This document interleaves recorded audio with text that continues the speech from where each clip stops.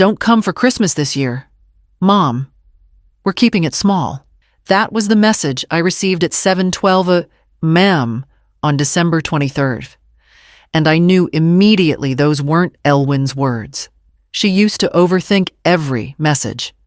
Add an extra heart, a joke at the end, wear the silly socks. "Okay," she'd say. This one felt like it was stamped out by someone else's hand. I stared at the screen while the kettle whistled. I didn't move. I tapped call. It rang 5 times. Voicemail. Her voice sounded tired even there. I tried again an hour later. Same thing. When I texted back, "Everything okay?" it showed red, but no reply followed. The light outside my kitchen window was gray and damp, the kind of morning that lingers in your skin. I poured the tea but didn't drink it. The Merricks were staying over. I remembered Elwyn saying that weeks ago, before she went quiet. "Just for a few days. Mom, it's temporary." Dorian says they need help fixing things at their lake house. I didn't like that sentence when she first said it. I hated it now. I opened my drawer, pulled out the envelope with the rental car voucher I'd kept for emergencies. I packed a small bag, 2 sweaters, slippers, and the tin of molasses cookies she loved. I wrote a note for my neighbor to check on the plants. By noon, I was on the road. The rain started just outside Trenton.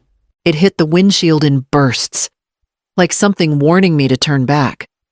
But I gripped the wheel tighter. Every mile stretched with a quiet, clawing worry I couldn't put down. 6 hours later, I pulled up to her house. It looked different. The porch light was off. 3 trucks I didn't recognize were parked crooked in the drive. The kitchen windows glowed faintly from inside. I sat in the car a moment longer and stared at the flicker behind the curtains. Then I stepped out into the cold and walked around the side yard. The front yard looked like someone had given up halfway through a project. Garden lights left unplugged. Dead leaves packed into the flower beds. The small ceramic bell Elwyn once hung by the porch was gone. I walked slowly along the edge of the siding, watching for shadows behind the curtains. I called Dorian. He picked up on the 3rd ring, sounding like he'd just stepped away from a toast. "Hey, Maris. Wow, didn't expect to hear from you. Elwyn hasn't answered any of my calls?" "Oh, yeah. She's just been under the weather," he said, almost like a reflex. "Resting a lot. Long year." You know I opened my mouth. But then I heard it. Behind the hum of conversation and clinking glasses music, something jazzy and overdone. Then a woman's voice, faint, possibly Beatrice's. Then a sob, muffled, cut off. I hung up without another word. The side yard had always been neat. Now, a trellis lay broken across the gravel path. A tarp flapped noisily in the wind where the shed used to be neatly covered, and the padlock on the shed door was new. Shiny, out of place.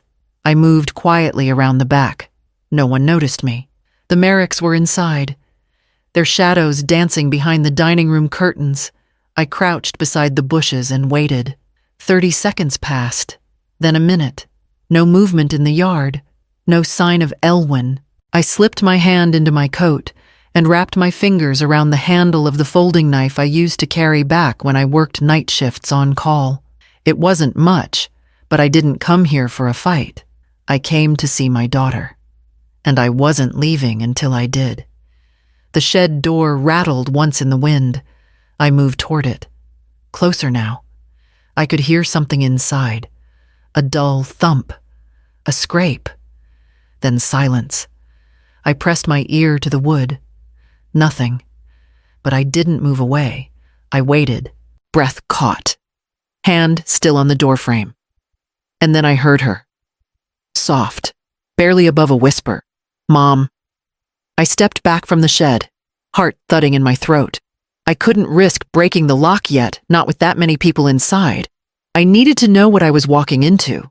From the side yard, I made my way toward the porch, brushing past the crumbling planters Elwyn once arranged with such care. The ivy she trained along the banister had been hacked back to stubs. Someone had repainted the doorframe, but they hadn't bothered to tape the edges, paint smeared over the brass handle. I rang the bell. Footsteps. Then a pause. I heard low murmurs on the other side. The door opened a sliver. Beatrice Merrick stared back at me, blinking like she hadn't fully processed who I was. Her hair was pinned up haphazardly, her makeup smeared as if she'd forgotten she was wearing any— "Oh, Maristra," she said slowly. "We weren't expecting you. I'm here for Elwyn." "She's resting," Beatrice replied, too quickly. "Under the weather, as Dorian told you. It's been a stressful month for everyone." I stepped forward, but she didn't move. "We're not doing guests tonight," she added, voice soft but final. Before I could speak, she shut the door. I stood there for a long moment. The wind picked up, brushing leaves around my feet like a warning. Inside, I heard nothing. No footsteps, no movement, just the steady hum of a party that didn't want witnesses. I circled back through the yard. In the shed again, I knelt by the wall. "Elwyn," I whispered. There was a scrape, then silence. I didn't have the tools to cut the lock, but I had time, and I had intention. Back at the car, I rummaged in the emergency kit, pulled out the tire iron, and slipped it under my coat. I returned to the shed and wedged the iron under the window frame. The wood gave slowly. With a groan, inside, the air hit me like something spoiled, dark, damp. And then I saw her. The window gave with a soft crack, just enough for me to slip my hand through and push aside the warped frame. The smell hit me first oil, damp wood, and something sour beneath it. I swallowed hard and eased myself inside, careful not to make the old boards groan. My eyes adjusted slowly. Elwyn was curled on her side near the back wall, half in shadow. Her hair was matted, her breathing shallow. One leg bent wrong, swollen and darkening, her ankle gripped by a metal cuff bolted into the floor. The zip ties around her wrists cut deep enough to leave marks. She lifted her head when I approached. "Mom," she rasped, barely more than air. I crouched beside her, slipping the knife from my jacket pocket. "Hold still," I whispered. The ties snapped with 2 careful cuts. She winced when she tried to move her arms. "They made me send that message," she said, her voice trembling. "Said if I didn't, they'd inject me with something. I don't even know what." I brushed her hair from her forehead, feeling the fever beneath my palm. "Who's they?" She shook her head. "Joel and his parents. Dorian, too. They said I was making things difficult. I tried to leave. They took my phone, took everything." My stomach tightened. "How long have you been here? I don't know." Her breath hitched. I screamed the first night. They turned the music up so no one would hear. I glanced toward the house. The glow from the kitchen windows flickered. Silhouettes moving inside. Laughter drifted faintly across the yard, muffled by the walls of the shed. It made my skin prickle. I examined the ankle cuff. Too thick for the knife. The metal loop was bolted in, the chain pulled tight. It would take leverage more than I had in my hands. "We're getting out," I murmured. "Just stay with me." A sudden burst of laughter erupted from the house. Louder this time, rolling across the yard. I tightened my grip on the tire iron, moved to the bolt anchoring her chain, and pressed my weight against it as quietly as I could, listening for footsteps as I worked. Elwyn tried to shift her weight, but the moment she put pressure on her right leg, her whole body seized. I slid my arm under her shoulders and helped her inch toward the open window. The cuff still hung from her ankle, the short length of chain dragging against the concrete floor with a dull scrape. "Easy," I whispered. "We just need to clear the frame." Her breath hitched when I lifted her through. Once outside, I guided her down carefully, feeling her trembling against me. The cold air made her shiver harder. "Mom, she murmured, clutching my sleeve. They have my phone. They can track me. I know, I said. Use mine only if I say so. And we're not calling anyone local. Not now. Behind us. A burst of laughter spilled from the back porch, followed by the thump of a door swinging shut. I ducked low and half carried her across the yard, the chain clinking softly against the stones. Each sound felt like a shout in the night. We reached the neighbor's hedge, thick enough for cover. I checked the windows of the house, no signs of movement in the rear rooms. Keeping my grip on her, I hurried us along the side path and out toward the street. By the time I eased her into the passenger seat, her face was gray with pain. She clenched the door handle, trying not to cry out as I lifted her leg onto a folded jacket. I got behind the wheel, turned the key, and the engine rumbled to life. That's when he stepped into the glow of the headlights. Joel. His grin widened when he saw us, as if he'd been waiting. In his right hand, he held a metal rod, long, heavy, worn at the handle. He tapped it lightly against his palm, his gaze fixed on Elwyn. Well now, he drawled, taking a step closer. Going somewhere, I tightened my grip on the steering wheel and shifted into gear, readying myself for whatever came next as the engine growled under my foot. For a few seconds after the mirror shattered, neither of us spoke. The metal bar had bounced off the door and skidded across the pavement behind us, glinting once in the headlights before disappearing into the dark. I kept driving, knuckles tight on the wheel, watching the road ahead for anything that moved. 3 miles later, Elwyn's breath hitched, then softened. I called her name twice. No response. Her head slumped to the side. I pulled into the back lot of the veterinary clinic, shielded by the tall cedar fence and the dumpster's shadow. Once I locked the doors, I leaned across and touched her cheek. Still warm. Still breathing. Stay with me, I murmured. I lifted her injured leg onto a stack of towels from my trunk, adjusting them until the angle looked tolerable. She winced when I pressed the ibuprofen into her palm, but she swallowed it dry. After a long moment, she reached into the pocket of her torn sweater and pulled out a crumpled envelope. I tried to hide these, she whispered, in case something happened. Inside were printed screenshots, grainy from rushing but clear enough. Unauthorized bank transfers, thousands pulled out in small withdrawals, a deed transfer with her forged signature, and then the texts. Dorian's words stared up at me, each one colder than the last. Get her to sign the house over.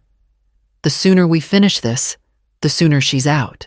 You'll never have to see her again. My stomach tightened. How long has this been happening? She closed her eyes. Since autumn. They said I was being dramatic. Told me I misread things. Then they took my phone. They said I needed a reset. A reset. As if she were a device. Not a person. She opened her eyes again, meeting my stare. Mom, they're not going to stop. I folded the papers back into the envelope and held them in my lap, feeling the weight of them settle into something sharp and steady. Then neither are we. Outside, somewhere down the road, a car engine revved faintly. I reached for my phone, thumb hovering over the one name I trusted, and prepared to make the call that would shift everything that came next. I kept one eye on the rearview mirror while I unlocked my phone. If the Merricks had already realized we were gone, they'd be combing every road out of town. The clinic lot was quiet for now, just the distant hum of traffic and the steady pulse of my own heartbeat.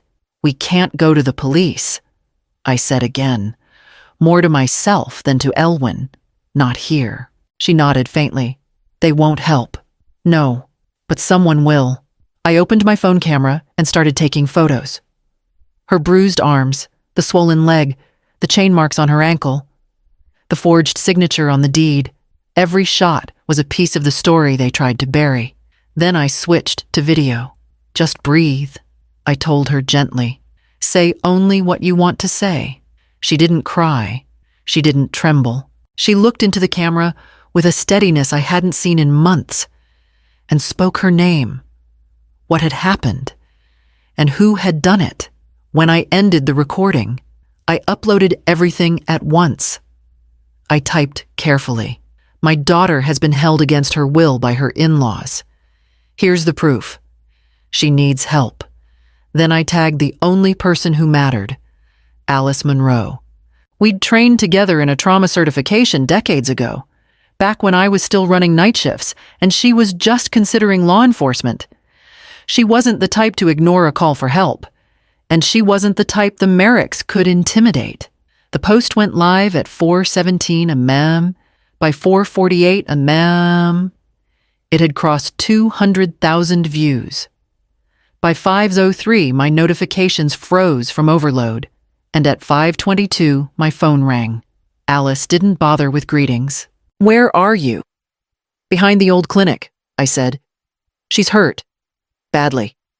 Keep her hidden," she replied. "We're on our way." "Don't move."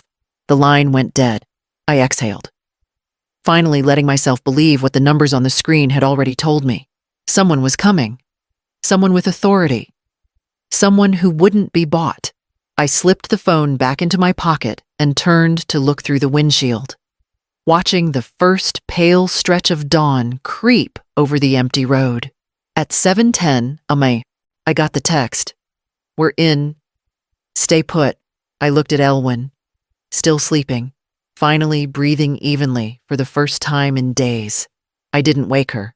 I just held her hand and waited. Alice had come through. Back at Elwyn's house, the Merricks were mid-toast in the dining room when the marshals breached the front and side entrances simultaneously. Beatrice had a flute of champagne in one hand and Dorian's arm in the other. She didn't even have time to set it down before the cuffs clicked.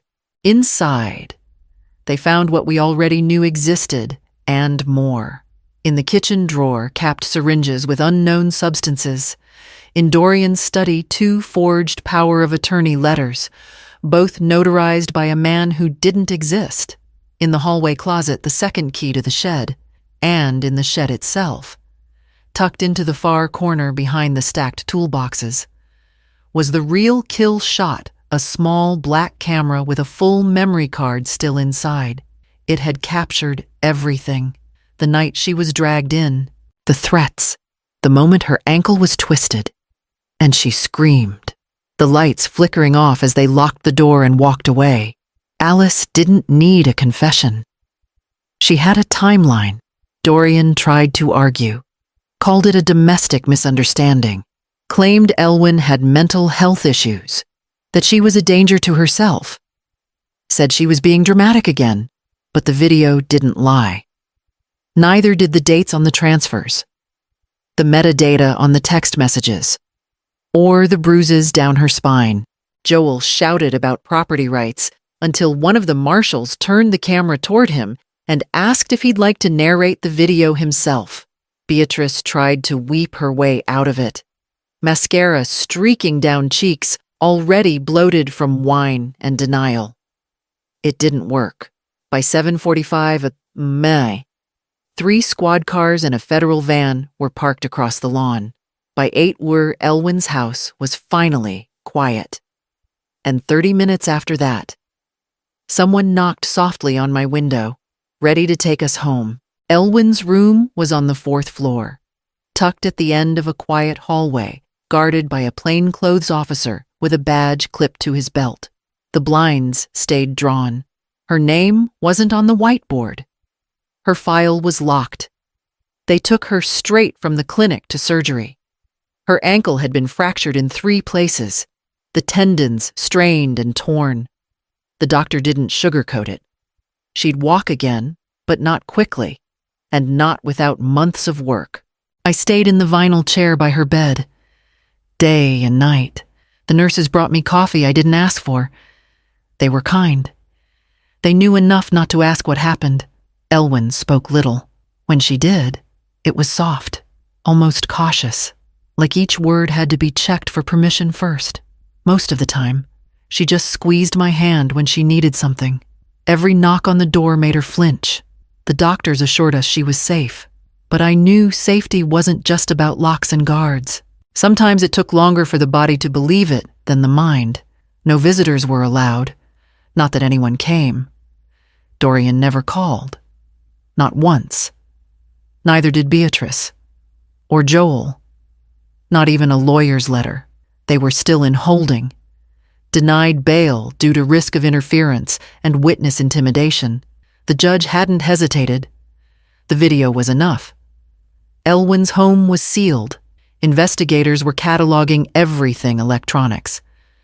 Account statements, boxes of unopened mail, the fake documents, the stolen funds, even the passwords Elwyn hadn't known they'd changed. Piece by piece, it was all being returned. And still, Elwyn hadn't cried. Not yet.